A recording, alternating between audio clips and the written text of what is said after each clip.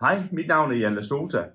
Se, som alternativ behandler, det kan være zoneterapeut, det kan være akupunktør eller en anden alternativ behandleruddannelse, så står man jo tit og ofte i det dilemma, at man præcis har brug for at vide, hvad en patient fejler. Og det har man brug for at lave den helt optimale behandling.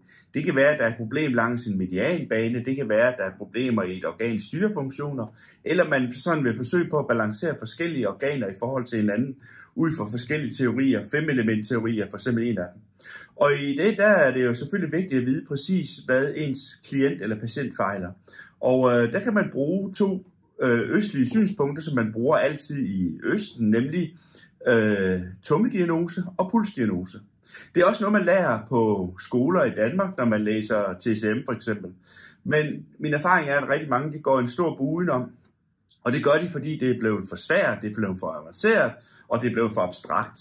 Jeg har et kursus heroppe ved Hellerod, hvor vi skal prøve at få det her ned på noget, hvor du kan bruge det til noget rent praktisk, når du kommer hjem. Altså så det er, at du føler, at det bliver nemt at lave en pulsdiagnose eller en tungediagnose for den sags skyld, og på den måde kan inkorporere det i dine undersøgelsesmetodikker i dagligdagen. Så måske ses vi op ved Hellerod på Hellerods Kursuscenter i Hobro.